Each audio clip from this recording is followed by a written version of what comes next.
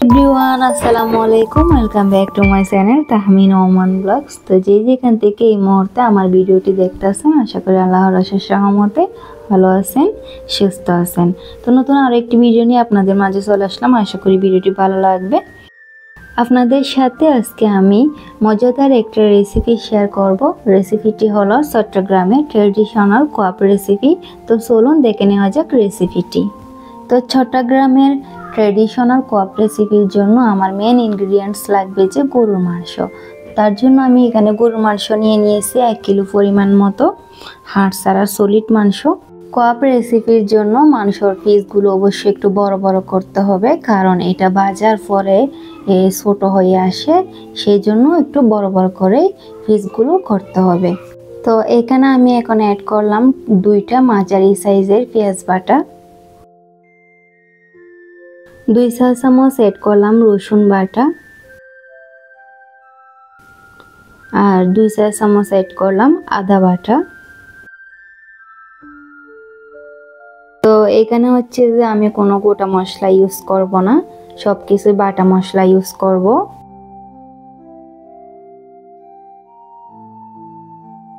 দেড় চা চামচ অ্যাড করলাম মরিচ গুঁড়া, আর 2 চা চামচ অ্যাড করলাম ধনিয়া গুঁড়া,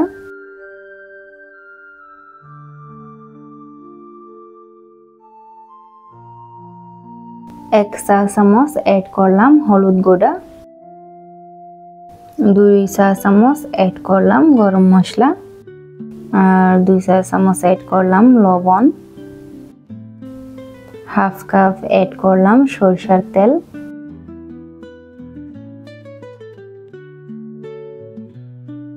তো আমার সব কিছু দেওয়া কমপ্লিট। এখন আমি হাত দিয়ে মাংসটা খুব ভালোভাবে মেখে নিব, সব কিছু যাতে মাংসের সাথে খুব ভালোভাবে মিশে যায়।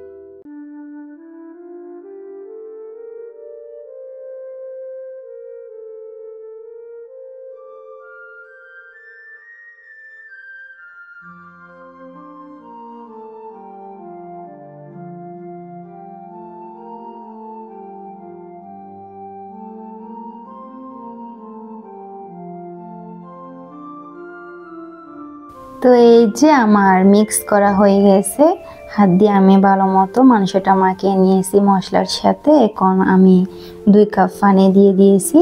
তো এখন এটা আমি জাল করে নিব।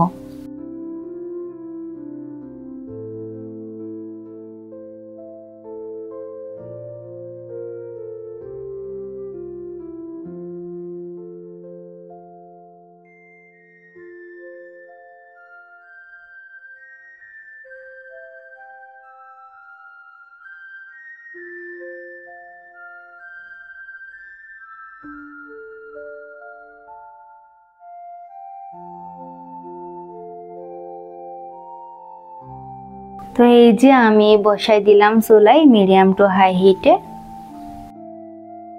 তো 5 মিনিটস পরে এইভাবে মাংস থেকে পানি বের হয়ে যাবে। তো এইটা হচ্ছে আমাদের মিডিয়াম টু লো হিটে রান্না করে নিতে হবে।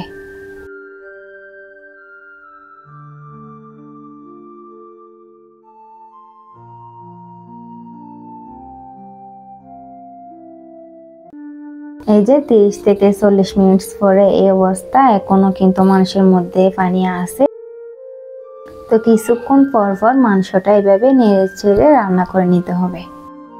তো যারা ভিডিওটি দেখতে দেখতে এই পর্যন্ত চলে এসেছেন, তবে লাইক দিতে ভুলে গেছেন, প্লিজ একটি লাইক করে দিবেন, আপনাদের কাছে রিকোয়েস্ট রইল।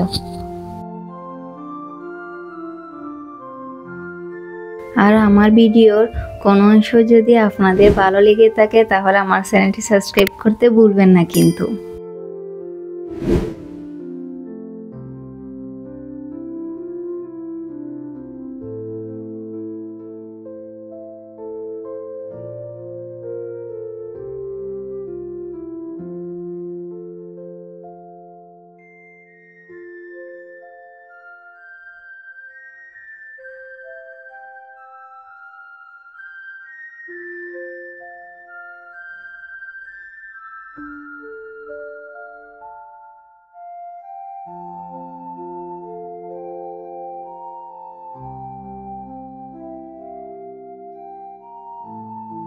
তো এই যে আমার মাংসটা একদম রান্না কমপ্লিট। মাংসটা খুব ভালোভাবে কুক হয়ে গেছে এবং পানিটাও শুকিয়ে গেছে, তেল বেরিয়ে আসছে।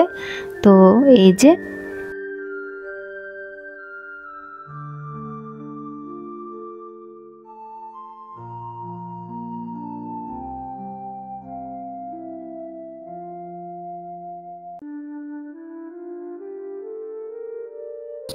এখন আমি চুলাটা অফ করে দিব আর মাংসটা নামিয়ে নিব।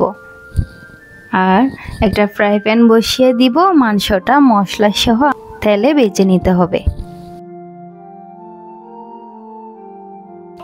তো এই যে আমি পরিমাণ মতো রান্নার তেল দিয়ে দিয়েছি ফ্রাই প্যানে, আর কিছুটা দিয়ে দিয়েছি সরষের তেল সুন্দর একটা ফ্লেভার আসার জন্য। আর কয়েকটা রসুন কুচি দিয়ে দিয়েছি আমি তেলের মধ্যে।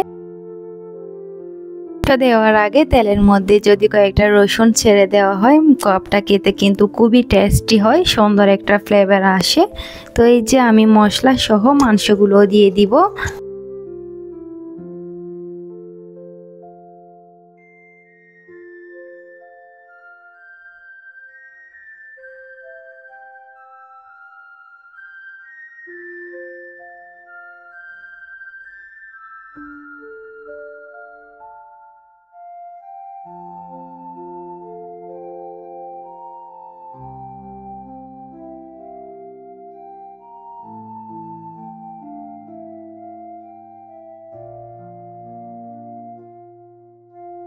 সবগুলো মাংস আমার দেওয়া হয়ে গেছে। এখন আমি এটা লো হিটে ভেজে নিব একটু সময় নিয়ে।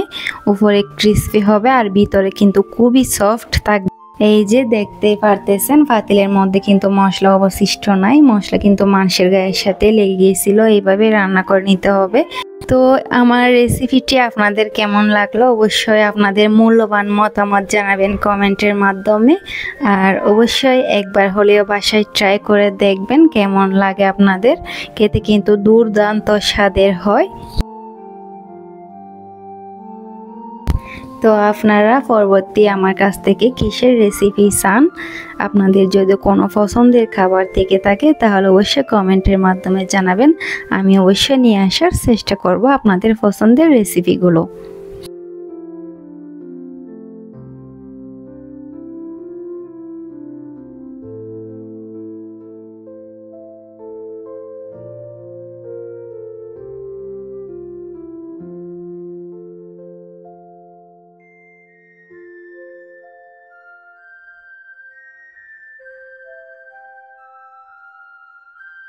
তো এই যে আমার মাংসগুলো ভাজা হয়ে গেছে, এখন আমি মাংসগুলো তেল ছেড়ে তুলে নিব।